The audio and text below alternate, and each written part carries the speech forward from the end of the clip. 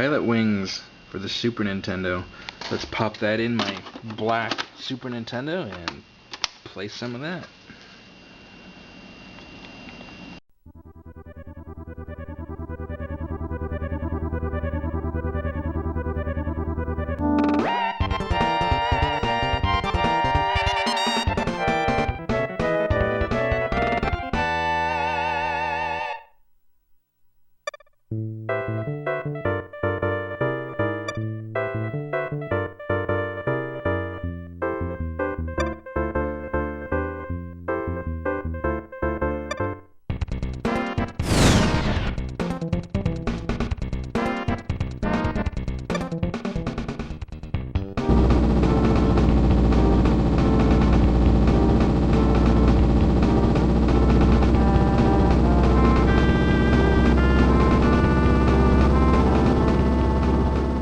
Okay, so this is Pilotwings.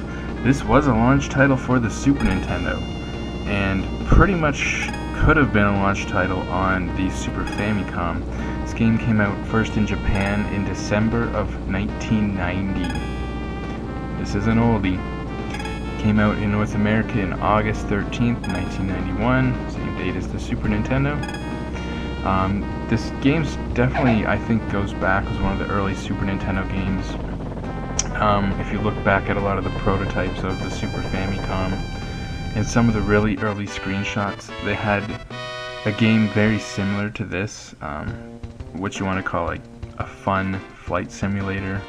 This is kind of like learning to fly and learning the basics.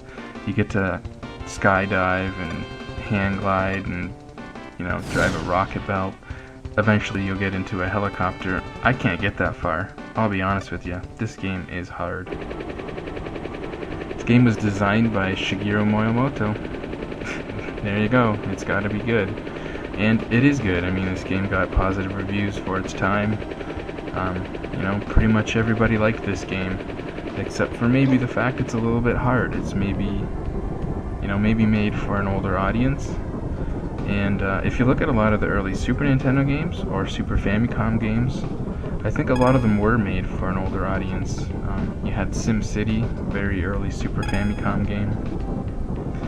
And, you know, the Super Famicom in Japan, or the Super Nintendo here, certainly wasn't cheap when it came out. And, you know, if you had to sell that more expensive system over the Genesis or the Nintendo, you know, it makes sense that they had to have some games geared toward older audience. And I think this definitely is one of them. This game, you know, I think most kids at the time probably would have found this game a little on the boring side. Probably rather play an action game. You know, this game is fun in its own way. The controls, you know, you gotta get used to how to fly all the different machines, but you know, it's pretty fun. The controls are obviously different depending on what you're controlling, and you know, you can get a quick little screenshot of what the controls are for each machine before you start playing, which is nice because, you know, I obviously don't have the instruction manual for this game, so.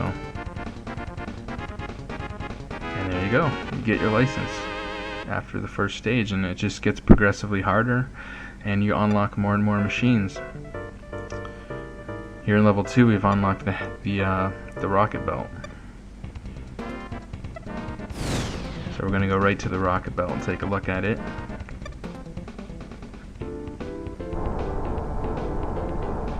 Now you've got two thrusters. You've got like a medium thrust and a strong thrust button for A and B.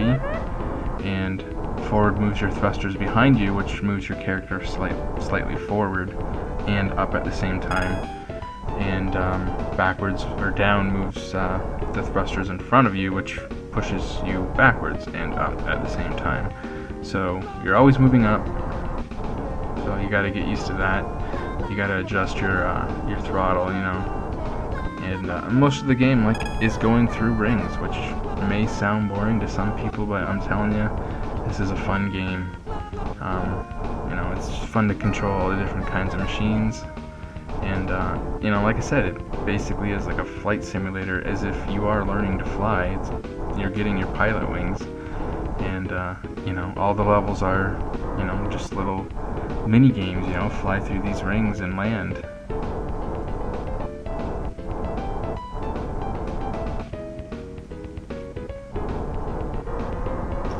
Of course, this, along with F-Zero, were some of the early Super Nintendo games to show off the Mode 7. The Mode 7, of course, allowing for a single background layer to be scaled and rotated in hardware, which made possible, well, these early games, F-Zero, Pilotwings, and of course Mario Kart. Now, this game's not truly 3D, but it does a good job, just like F-Zero, just like Super Mario Kart. And of course, in this you have a height, so there are times where, yes, everything's just flat on the ground, and you'll notice that. But for the most part, it works really well. I mean, I think graphically it's really good. Obviously, for the time, it was something new, and once again, they just wanted to show off those new features of the Super Nintendo with games like this and games like F-Zero.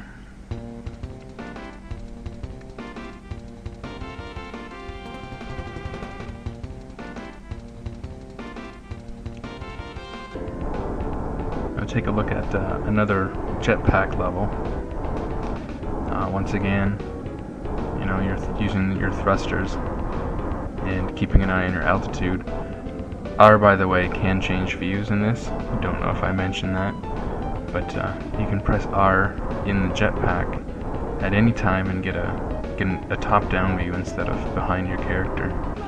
Sometimes comes in handy if you're trying to land on something small, which of course you have to do at the end of the level.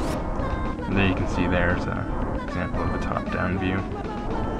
And once again, the rotation on the Mode 7 is very, very smooth, so it would have looked really cool at the time. Having that smooth scaling and rotation, it's something that you didn't get on the Nintendo, so it was features they definitely wanted to push on the Super Nintendo.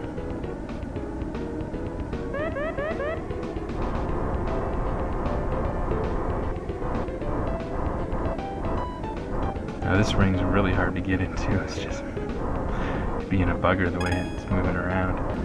Yeah, like I said, this game gets harder and harder. Here's the hang glider. The hang glider's, it's especially hard.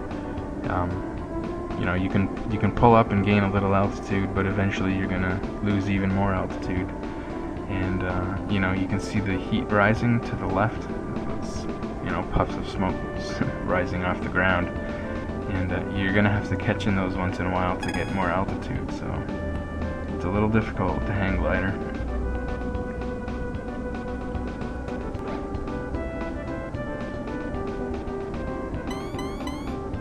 Right there you can see we caught the rising hot air, and our altitude went up.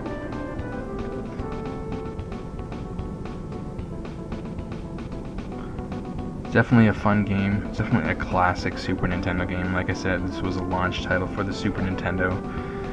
Most of us remember this. It was one of the must-haves, really. And maybe you didn't like it when you were a kid and the Super Nintendo came out. You'll probably like it now. So yeah, definitely check it out. Definitely a must-have for the Super Nintendo. It's one of the classics for the system.